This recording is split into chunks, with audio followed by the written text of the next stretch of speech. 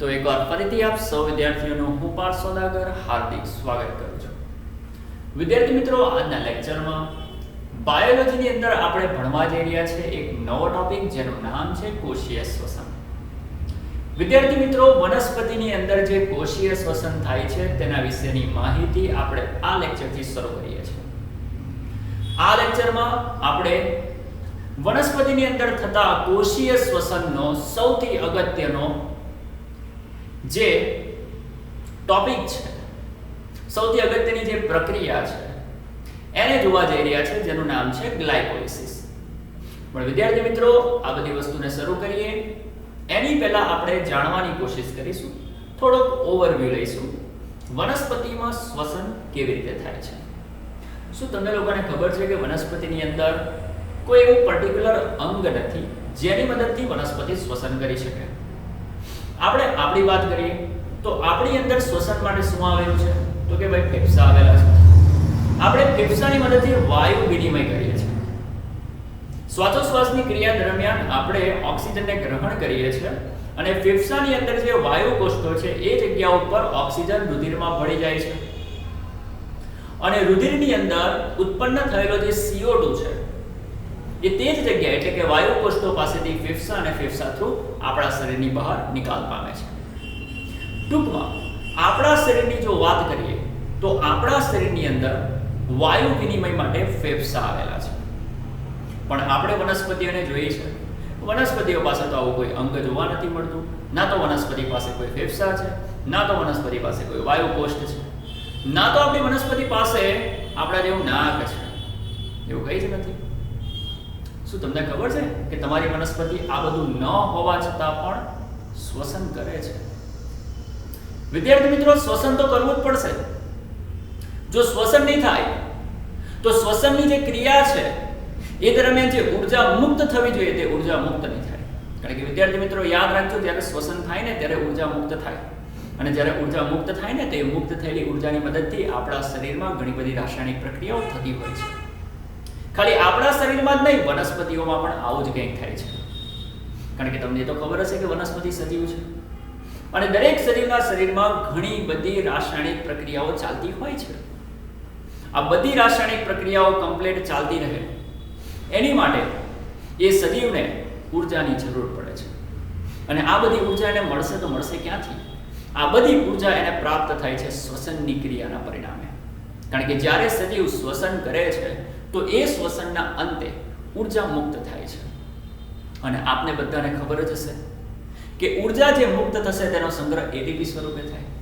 અને હવે આપણો જે સજીવ છે, જ્યારે એને ઉર્જાની આવશ્યકતા હશે ત્યારે તે ઉર્જાનો ઉપયોગ કરી લેશે. તો વિદ્યાર્થી મિત્રો, શ્વસન તો બહુ જરૂરી છે. ભલે આપણને વનસ્પતિની અંદર ના તો ફેફસા દેખાય છે, ના તો આપણા જેવું નાક દેખાય છે, છતાં પણ વનસ્પતિમાં તો શ્વસન થાય છે. વિદ્યાર્થી મિત્રો, શ્વસન વનસ્પતિમાં જુદી જુદી રીતે થતું હોય છે. જો પહેલી એક વસ્તુ કે વનસ્પતિની અંદર તમે જોવા જાવ ને તો વનસ્પતિના બધા જ ભાગો હવામાં ટોટલી ખુલ્લા છે અને જેટલા પણ ભાગ તમે તમારી વનસ્પતિમાં ખુલ્લા જોશો ને એ દરેક ભાગની ક્ષમતા છે વાયુ વિનિમય કરવાની. આપણા શરીરની અંદર તમે જોઈ રહ્યા છો, આ મારું શરીર છે, મતલબ કે આપણું આ જે શરીર છે, આ ચહેરો છે, આ હાથ છે. શું તમને લોકોને લાગે કે આપણા હાથની આ જે ચામડી છે, આ ચામડીની મદદથી વાયુ વિનિમય થશે? ભાઈ, ના થાય. એટલે ભગવાને આપણને એક મસ્ત રચના આપેલી છે, નાક. એ નાસિકા છિદ્રમાંથી હવા અંદર પ્રવેશ કરે છે અને ફેફસા પાસે જાય છે અને ફેફસાની અંદર વાયુનો વિનિમય થાય છે, આપ-લે થાય છે.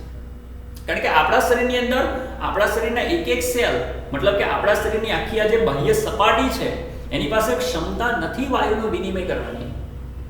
પણ તમે જો વનસ્પતિની વાત કરો ને તો વનસ્પતિના જેટલા પણ ભાગો ખુલ્લા છે ને એ દરેક ભાગો પાસે ક્ષમતા છે વાયુનો વિનિમય કરવાની. તમે પર્ણની વાત કરો તો પર્ણની ઉપર પણ ઘણા બધા છિદ્ર છે, એની મદદથી વાયુ વિનિમય થઈ શકે છે. પ્રકાંડની ઉપર વાત કરો તો એમાં પણ ઘણા બધા છિદ્ર છે, વાયુરંધ્ર છે, પર્ણરંધ્ર છે, જેની મદદથી એ લોકો વાયુનો વિનિમય કરી શકે છે. મૂળની અંદર પણ અસંખ્ય છિદ્ર છે જેની મદદથી તે વાયુ વિનિમય કરે છે. આગળ યાદ કરો, આપણે વનસ્પતિમાં મૂળ, પ્રકાંડ અને પર્ણ આ ત્રણ વિશે ભણી ગયા છે અને એની અંદર ઘણી જગ્યા પર આવતું હતું કે મૂળ એ શ્વસનમાં કન્વર્ટ થઈ જાય છે. વિશિષ્ટ લક્ષણોમાં જોયું છે કે મૂળનું શ્વસન માટે રૂપાંતર, પ્રકાંડનું શ્વસન માટે રૂપાંતર, પર્ણનું તો શ્વસન માટે રૂપાંતર. ટૂંકમાં વનસ્પતિના જેટલા પણ ભાગો છે દરેક ભાગો વિદ્યાર્થીઓ સમજો, આ દરેક ભાગો હવામાં ખુલ્લા હોય છે અને જેટલા પણ ભાગો ખુલ્લા છે દરેક ભાગોની પાસે એવા કોષો છે જે આરામથી વાયુ વિનિમય કરી શકે છે. હવે એના બધા જ કોષો આરામથી વાયુ વિનિમય કરી શકતા હોય તો શા માટે એને આપણે કોઈ અંગ આપવાની જરૂર પડે? આપણા શરીરમાં જોવા જાવ તો આપણા શરીરની અંદર બધા કોષોની ક્ષમતા નથી. શું તમને લાગે કે તમારી આંખ શ્વસન કરી શકે? શું તમને લાગે તમારો કાન શ્વસન કરી શકે? નથી કરતા ભાઈ. એટલે આપણા શરીરમાં એક ચોક્કસ અંગ હોવું જ જોઈએ જે આપણને શ્વસન કરાવવામાં મદદ કરે. અને આપણી અંદર એ અંગ છે ફેફસા. હા કે ઓકે. પણ વનસ્પતિમાં એવી કઈ જરૂરિયાત નથી, કારણ કે વનસ્પતિના દરેક કોષો આરામથી શ્વસન કરી શકે છે. વિદ્યાર્થી મિત્રો, અહીંયા આપણે એ જ વનસ્પતિના શ્વસનની વાત કરવાની છે. વનસ્પતિમાં શ્વસન 3 રીતે થતું હોય છે. પહેલું જે શ્વસન છે તે સીધો જ વિનિમય. વનસ્પતિના જે કોષો જે હવામાં ખુલ્લા છે એ સીધો જ વાયુને ગ્રહણ કરે અને નકામો વાયુ, નકામો પદાર્થ રિલીઝ કરી આપે. આને કહેવાય સીધું વહન, સીધી આપલે. બીજું જે વહન છે એમાં શું થાય કે હવામાંથી એ લોકો વાયુને ગ્રહણ કરે અને વાયુ એ લોકોના સેલ્સમાં આવીને, કોષોમાં આવીને પ્રસરણ પામે. થોડાક નાના અંતર સુધી પ્રસરણ પામે અને જ્યાં જરૂરિયાત છે ત્યાં પહોંચી જાય. હવામાંથી વાયુ આવ્યો, વનસ્પતિના કોષમાં ગયો અને કોષમાં જઈને પ્રસરણ પામે અને પ્રસરણ પામીને જ્યાં જરૂરિયાત છે ત્યાં સુધી પહોંચી જશે અને ત્યાંથી જે નકામા વાયુઓ છે તેને બહાર લાવીને રિલીઝ કરી દેશે. તો આ છે પ્રસરણની રીત. પહેલી સીધી આપલે, બીજી પ્રસરણની રીત. અને ત્રીજી જે રીત છે તેનું નામ છે વિદ્યાર્થી મિત્રો કોષીય શ્વસન. અને સૌથી ઇમ્પોર્ટન્ટ, સૌથી અગત્યનો ટોપિક આપણી માટે જે છે તે છે કોષીય શ્વસન. અને આ લેક્ચરમાં આપણે શરૂ કરીએ છીએ કોષીય શ્વસન, કારણ કે એના વિશે તમારે વધારે ભણવાનું છે અને એ જ સૌથી વધારે ઇમ્પોર્ટન્ટ છે. અને જેમાંથી આપણને સૌથી વધારે શક્તિ મળે છે તે કોષીય શ્વસન જ છે. અને કઈ રીતે શક્તિ મળે છે, કઈ રીતે શક્તિનો સંગ્રહ થાય છે, તો એની જ માહિતી આપણે આ લેક્ચરથી શરૂ કરીએ છીએ. તો હેડિંગ મારી દઈએ, આપણે લગાવી દઈએ હેડિંગ. હા, હેડિંગ મારીએ. શું મારીએ ભાઈ? ચાલો પહેલા તો એક નાનું અમથું હલકું ફુલકું હેડિંગ મારી દઈએ જેનું નામ છે કોષીય શ્વસન. ચાલો ચાલો, તે હલકું ફુલકું નામ કોષીય શ્વસન. ચાલો, શું તમને લોકોને ખબર છે કે વનસ્પતિમાં કોષીય શ્વસન 2 રીતે થઈ શકે છે? શ્વસનના 2 પ્રકાર. શ્વસનના 2 પ્રકાર. તમે નામ તો સાંભળ્યું હશે, જારક શ્વસન. નામ તો સુના હોગા. दूसरा नाम अजारक श्वसन. સાંભળ્યું હશે ને? તો જારક શ્વસન અને અજારક શ્વસન આ 2 ભાગમાં આપણે શ્વસનને વહેંચેલું છે. લખી પણ નાખીએ આપણને શું પ્રોબ્લેમ છે. જારક અને બીજું આવશે અજારક. ચલો, કોઈ મને કહેશે કે ભાઈ જારક કોને કહેવાય, અજારક કોને કહેવાય? ભણ્યા છો તમે આગળ, 100% તમે આ વસ્તુને જોઈ હશે. જે શ્વસન ઓક્સિજનની હાજરીમાં થતું હોય એને આપણે કહીએ છીએ જારક, અને જે શ્વસન ઓક્સિજનની ગેરહાજરીમાં થતું હોય તેને આપણે શું કહીએ છીએ? અજારક. તો વિદ્યાર્થીઓ, અહીંયા આપણે આ બંને વિશેની માહિતી મેળવવાની છે. જારક શ્વસન કેવી રીતે થાય છે એને પણ આપણે ક્રમમાં સ્ટેપ બાય સ્ટેપ ભણવાનું છે. અજારક શ્વસન કેવી રીતે થાય છે એના પણ જે પ્રકારો છે તેને આપણે ભણવાના છે. તો આ રીતે આપણે કોષીય શ્વસનને ભણીશું. એ તો આપણને ખબર છે કે ભાઈ જારક એટલે કે ઓક્સિજનની હાજરી, અને અજારકનો મતલબ થશે ઓક્સિજનની ગેરહાજરી. હવે વિદ્યાર્થી મિત્રો સાંભળજો, જો ઓક્સિજનની માત્રા વધારે હશે જારક શ્વસન થઈ જશે, અને જો ઓક્સિજનની માત્રા ઓછી હશે તો તેવા સંજોગોમાં અજારક શ્વસન શરૂ થઈ જાય છે. આપણા શરીરમાં પણ આવું થાય છે. હું તમને કહીશ કે ક્યારે થાય. પણ પહેલા આપણે વાત કરીશું જારક અને અજારક શ્વસન. જારક શ્વસન અણુની હાજરીમાં થશે, અજારક શ્વસન અણુની ગેરહાજરીમાં થશે. સૌથી પહેલા જાણવાની કોશિશ કરીશું જારક શ્વસન કેવી રીતે થાય અને ત્યારબાદ છેલ્લે જાણવાની કોશિશ કરીશું અજારક શ્વસન કેવી રીતે થાય. તો સૌથી પહેલા આપણે હિડિંગ મારી દઈશું. જે પહેલું ભણવાનું છે તે છે આપણું જારક શ્વસન. ઓકે. પણ વિદ્યાર્થી મિત્રો એની પહેલા શ્વસન ચાહે જારક હોય, શ્વસન ચાહે જારક હોય કે અજારક હોય, આ બંને શ્વસનની પહેલા એક વિશિષ્ટ પ્રકારની ક્રિયા થાય છે અને એ જે વિશિષ્ટ પ્રકારની ક્રિયા છે તેનું નામ આપવામાં આવ્યું છે ગ્લાયકોલિસિસ. એ તો આપણને ખબર પડી ગઈ કે ભાઈ વનસ્પતિ બે પ્રકારે શ્વસન કરે છે, જારક શ્વસન અને અજારક શ્વસન. પણ વિદ્યાર્થી મિત્રો યાદ રાખજો, ચાહે શ્વસન જારક પ્રકારનું હોય કે ચાહે શ્વસન અજારક પ્રકારનું હોય, આ બંને શ્વસન કરતા પહેલા જે મુખ્ય તબક્કો છે તે છે ગ્લાયકોલિસિસ. મતલબ કે જો મારે જારક શ્વસન કરવું હોય તો પણ મારે કોનામાંથી પસાર થવું પડે? તો કે ભાઈ ગ્લાયકોલિસિસમાંથી પસાર થવું પડે. મારે અજારક શ્વસન કરવું હોય તો પણ મારે કોનામાંથી પસાર થવું પડે? તો કે ભાઈ મારે ગ્લાયકોલિસિસમાંથી પસાર થવું પડે. આવું કેમ? તો સમજવાની કોશિશ કરજો. જે જારક શ્વસન અને અજારક શ્વસન છે એ જારક અને અજારક આ બંને શ્વસનની અંદર એક એવો પદાર્થ કે જે આગળ વધે છે તેનું નામ પાયરુવિક એસિડ છે. જારક શ્વસન કરવા માટે આપણને એક પદાર્થ જોઈએ જેનું નામ પાયરુવિક એસિડ છે. જારક શ્વસન થશે તો કોનું થશે? તો કે ભાઈ પાયરુવિક એસિડનું થશે. અજારક શ્વસન થશે તો કોનું થશે? તો કે ભાઈ પાયરુવિક એસિડનું થશે. મતલબ કે ચાહે તમારી પાસે અજારક શ્વસન કરવાનો મોકો હોય કે ચાહે તમારે જારક શ્વસન કરવાનું હોય, કોઈ પણ શ્વસન તમારે કરવું હોય તો તમારી પાસે એક પદાર્થ જોઈએ જેનું નામ છે પાયરુવિક એસિડ. અને પાયરુવિક એસિડ તમને કોણ બનાવીને આપશે? તો કે ભાઈ પાયરુવિક એસિડ બનાવવાની ક્ષમતા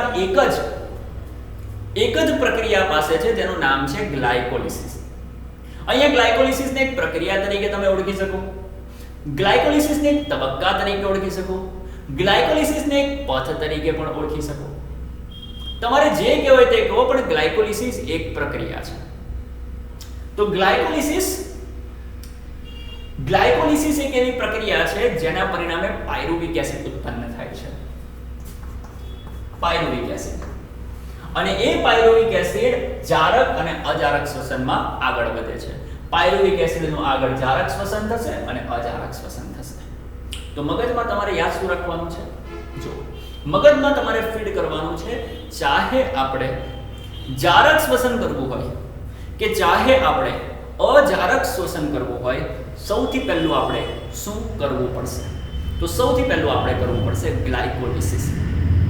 તો ગ્લાયકોલિસિસ એ જારક અને અજારક આ બંને પ્રક્રિયાની શરૂઆતનો તબક્કો છે. જારકનો પણ શરૂઆતનો તબક્કો ગ્લાયકોલિસિસ, અજારકનો પણ શરૂઆતનો તબક્કો ગ્લાયકોલિસિસ.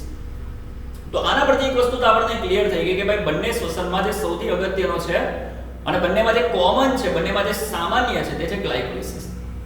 તો ગ્લાયકોલિસિસનું કંઈક તો મહત્વ હશે ને?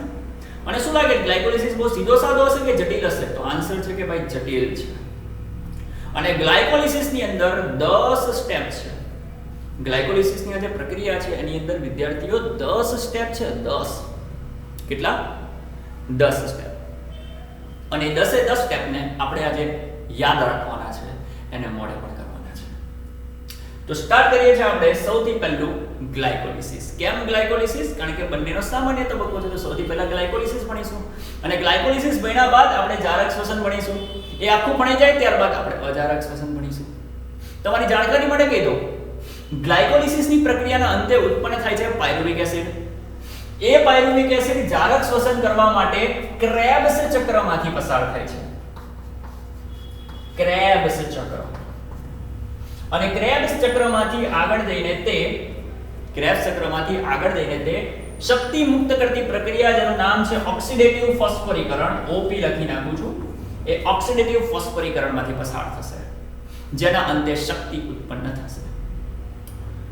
અજારક શ્વસનની અંદર આપણે બે ભાગ ભણવાના છે. અજારક શ્વસનની અંદર એક તો છે આલ્કોહોલિક, AL લખી નાખું છું ઓનલી. તો એક તો આપણે આલ્કોહોલિક આક્રમણ ભણીશું અને બીજું આપણે લેક્ટિક એસિડ આથમણ ભણીશું. બે આથમણ આપણે ભણવાના છે. કારણ કે અજારક શ્વસન ઓક્સિજનની ગેરહાજરીમાં થાય અને ઓક્સિજનની ગેરહાજરીમાં જે પણ રાસાયણિક પ્રક્રિયા થાય બોલે એને આપણે આથમણ પણ કહી શકીએ કે ના કહી શકીએ. તો અજારક શ્વસનની પ્રક્રિયા બીજા ભાગમાં બીજી રીતે જોવા જાવ તો તે આથમણની પ્રક્રિયા છે. અને આપણે બે રીતે આથમણ જોવાનું છે, આલ્કોહોલિક આથમણ અને લેક્ટિક એસિડ આથમણ. તો વિદ્યાર્થી મિત્રો હવે આપણે શરૂ કરવા જઈ રહ્યા છે ગ્લાયકોલિસિસ. જો કંઈક ઉતારવું હોય તો તમે લોકો ઉતારી શકો છો ફટાફટ. ઓકે, નાઉ હવે આપણે સ્ટાર્ટ કરીએ છીએ.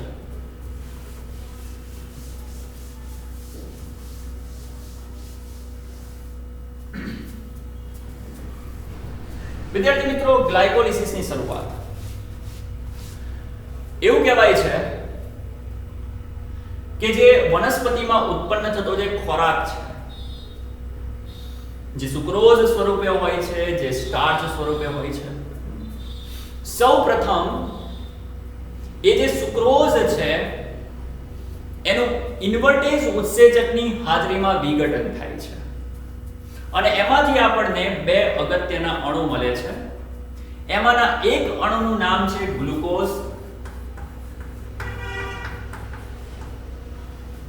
અને બીજા અગત્યના અણુ કે જેનું નામ છે ફ્રુક્ટોઝ.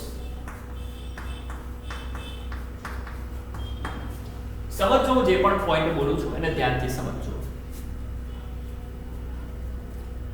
તો ડિવાઇડેશન થઈને ઇન્વર્ટેજ ઉત્સેચકની હાજરીમાં વિઘટન થઈને આપણને બે અણુ મળેલા છે. એકનું નામ છે ગ્લુકોઝ અને બીજાનું નામ શું છે? ફ્રુક્ટોઝ. હવે વિદ્યાર્થી મિત્રો શું થશે? આ જે તમારો ગ્લુકોઝ છે એ વિશિષ્ટ પ્રકારના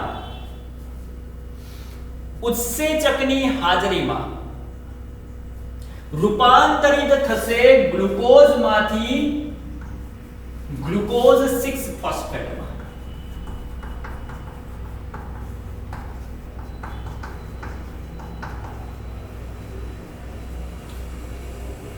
અને ફ્રુક્ટોઝ એ જ સમયે રૂપાંતરિત થશે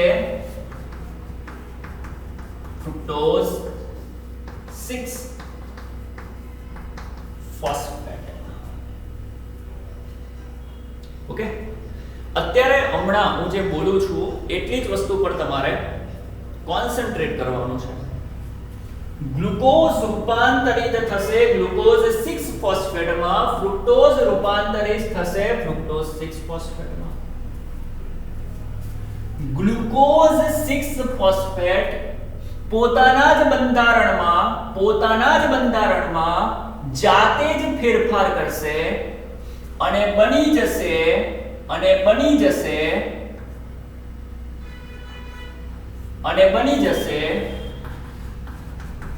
ફ્રુક્ટોઝ 6 ફોસ્ફેટ.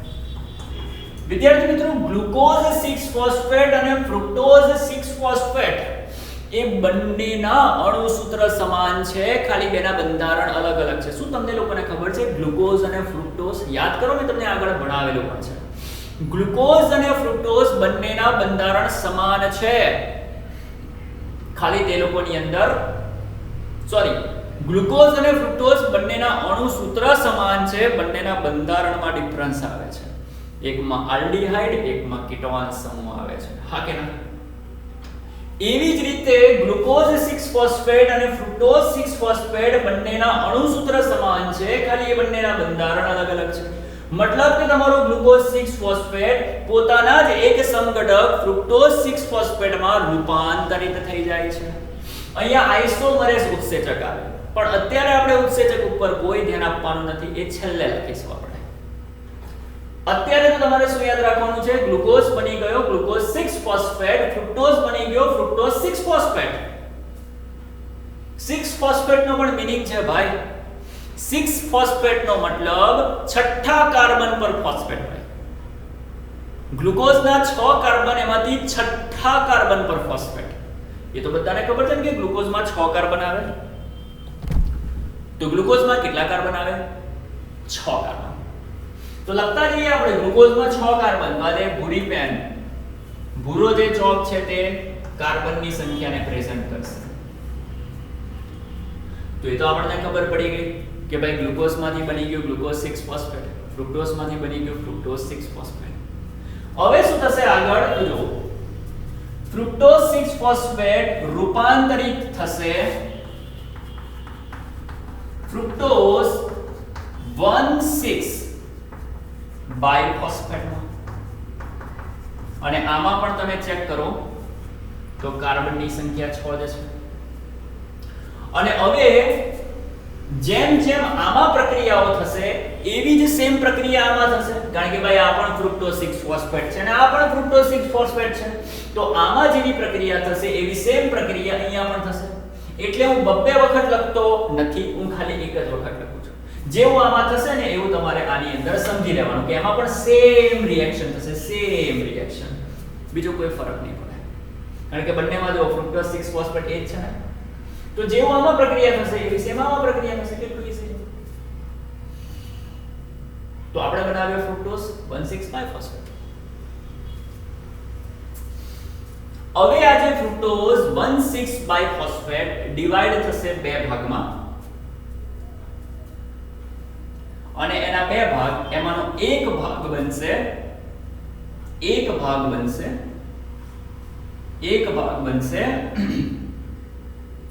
PGAL. PGAL નો મતલબ થાય ફોસ્ફોગ્લિસરાલ્ડિહાઇડ અથવા તો ગ્લિસરાલ્ડિહાઇડ 3 ફોસ્ફેટ. ઓકે, તો ફૂલ ફોર્મ આપણે છેલ્લે હું તમને કહી દઈશ, પણ એકવાર તમે નોટ કરવો તો કરી પણ શકો છો. PGAL ફોસ્ફોગ્લિસરાલ્ડિહાઇડ. અને વિદ્યાર્થી મિત્રો સાથે સાથે એના બે ટુકડા થાય છે. તો એક ટુકડો હોય છે PGAL અને એનો બીજો પણ ટુકડો બને છે, એનું નામ છે DHAP. અને જો તમે ધ્યાનથી ચેક કરશો તો PGAL પાસે 3 કાર્બન હશે, DHAP પાસે પણ 3 કાર્બન હશે, કારણ કે 6 કાર્બન ડિવાઇડ થઈ ગયા, 3 કાર્બન PGAL અને DHAP. આનું નામ ફરીથી બોલું છું ફોસ્ફોગ્લિસરાલ્ડિહાઇડ અને આનું નામ ફરીથી બોલું છું dihydroxy acetone phosphate. Dihydroxy acetone phosphate. તો વિદ્યાર્થી મિત્રો આ બની ગયું તમારું PGAL, આ બની ગયું DHAP. નવાઈની વાત એ છે કે DHAP અને PGAL આ બંને એકબીજામાં રૂપાંતરિત છે. એનો મતલબ કે આમાંથી આ બનતું હોય, આમાંથી આ બનતું હોય. અને એવું જોવા મળ્યું છે કે તમારું DHAP રૂપાંતરિત થઈ જાય છે PGAL માં. DHAP શું બની જાય છે? PGAL બની જાય છે. હવે ઇમેજિન કરો કે DHAP PGAL બની જાય તો PGAL ના બોલો બે અણુ થઈ જાય કે ના થઈ જાય? ફરીથી જુઓ, સમજો, સમજવાની કોશિશ કરો. આના બે ટુકડા થયા PGAL, DHAP. આ બંને એકબીજામાં રૂપાંતરિત છે અને એવું કહેવાય છે કે આ વ્યક્તિનું રૂપાંતરણ આમાં થઈ જાય છે. જો આનું રૂપાંતરણ આમાં થઈ જતું હોય તો PGAL ના બે અણુ મળે કે ના મળે? તો ફોસ્ફોગ્લિસરાલ્ડિહાઇડ એના આપણને બે અણુઓ પ્રાપ્ત થાય છે. હવે આ જે ફોસ્ફોગ્લિસરાલ્ડિહાઇડ છે એનું આગળ જઈને રૂપાંતરણ થાય છે 1,3 બાયફોસ્ફોગ્લિસરિક એસિડમાં. વિદ્યાર્થી મિત્રો PGAL પાસે 3 કાર્બન છે તો આની પણ પાસે 3 જ કાર્બન હશે. PGAL ના બે અણુ છે તો વિદ્યાર્થી મિત્રો આના પણ કેટલા અણુ હશે? 2 અણુ હશે. તો મલ્ટીપ્લાય બાય 2. તો PGAL આગળ જઈને રૂપાંતરિત થાય છે 1,3 બાયફોસ્ફોગ્લિસરિક એસિડમાં. 1,3 બાયફોસ્ફોગ્લિસરિક એસિડ આગળ જઈને રૂપાંતરિત થાય છે 3-ફોસ્ફોગ્લિસરિક એસિડમાં. અહીંયા લખું છું, દરેકને દેખાતું હશે? ઓકે. 3-ફોસ્ફોગ્લિસરિક એસિડ. અને એની પાસે પણ વિદ્યાર્થી મિત્રો 3 જ કાર્બન હશે. સંખ્યા જોવા જાવ તો આની સંખ્યા 2 હતી તો આ પણ ગુણ્યા 2 થશે. હવે આને આપણે ફરીથી અહીંયા લખીએ છીએ. આપણી પાસે 2 ટાઈમ્સ કોણ છે? આપણી પાસે 2 ટાઈમ્સ 3 ફોસ્ફો ગ્લિસરિક એસિડ છે, જેની અંદર તમે જોવા જાઓ તો 3 કાર્બન છે. ઓકે, તો એ જ છે બરાબર. આ જ વસ્તુ મેં અહીંયા લખું છું, જોઈ લેજો. તો 3-ફોસ્ફોગ્લિસરિક એસિડ બને છે. હવે એ જે 3-ફોસ્ફોગ્લિસરિક એસિડ છે એનું રૂપાંતરણ થાય છે 2-ફોસ્ફોગ્લિસરિક એસિડ. 2-ફોસ્ફોગ્લિસરિક એસિડ ઇનોલેસ ઉત્સેચકની હાજરીમાં રૂપાંતરિત થાય છે 2-ફોસ્ફોઇનોલ પાયરુવિક એસિડ. અને 2-ફોસ્ફોઇનોલ પાયરુવિક એસિડ આગળ જઈને રૂપાંતરિત થાય છે તમારા પાયરુવિક એસિડમાં. અને પાયરુવિક એસિડ એ તમારા ગ્લાયકોલિસિસની છેલ્લી નિપજ છે. બીજું કે આ જે છે એ મલ્ટીપ્લાય બાય 2 છે તો આની પણ સંખ્યા 2 હશે, આ પણ 2 મળશે અને પાયરુવિક એસિડ પણ 2 મળશે. આની પાસે 3 કાર્બન તો આની પણ પાસે 3 કાર્બન, આની પણ પાસે 3 અને આની પણ પાસે. તો 3 કાર્બન ધરાવતા પાયરુવિક એસિડના 2 અણુ મળે છે જ્યારે તમારા 1 ગ્લુકોઝનું વિઘટન થાય. અને વિદ્યાર્થી મિત્રો ફ્રુક્ટોઝ 6 ફોસ્ફેટ એના પછી 1 2 3 4 5 6 7 અને 8 આ જેટલા પણ તબક્કા છે એ બધા તબક્કા આમાં સેમ રહેશે. આ જે ફ્રુક્ટોઝ વાળું મેં ઉપર લખ્યું છે ને જે અલગથી, એની અંદર એ બધા તબક્કા સેમ જ રહેશે. તો તમે ચાહો તો એને અલગથી તૈયાર કરી શકો છો અને ના ચાહો તો પછી આ તમારો ગ્લાયકોલિસિસ એઝ ઇટ ઇઝ છે. પણ યાદ રાખજો, જો ગ્લુકોઝની શરૂઆત કરો તો એક સ્ટેપ આવશે અને એના પછી તમારું ફ્રુક્ટોઝ 6 ફોસ્ફેટ બનશે અને એના પછી આ બધા સ્ટેપ એઝ ઇટ ઇઝ. અને આની અંદર ફ્રુક્ટોઝમાંથી સીધું જ ફ્રુક્ટોઝ 6 ફોસ્ફેટ બને છે અને ફ્રુક્ટોઝ 6 ફોસ્ફેટ પછીના બધા તબક્કા સેમ આના જેવા. તો ગ્લુકોઝ અને ફ્રુક્ટોઝમાં કંઈ બહુ મોટો તફાવત નથી. ફ્રુક્ટોઝમાં સીધું જ ફ્રુક્ટોઝ 6 ફોસ્ફેટ બનશે, જ્યારે ગ્લુકોઝ હશે તો પહેલા ગ્લુકોઝ 6 ફોસ્ફેટ બનશે અને ત્યારબાદ તે રૂપાંતરિત થઈ જશે ફોસ્ફેટ 6 ફ્રુક્ટોઝ 6 ફોસ્ફેટમાં અને પછી આ બધા તબક્કા એઝ ઇટ ઇઝ. ઓકે, તો અત્યારે હું પેલાને ભૂસી નાખું છું જેથી આપણને જગ્યા મળી રહે.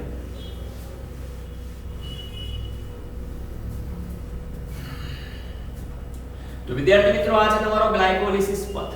તબક્કા ગણો કેટલા સ્ટેપ થાય છે? 1 2 3 4 5 6 7 8 અને 9. અને આ તબક્કો દેખાયો, આમાંથી આ બનવું એ તમારો 10મો તબક્કો.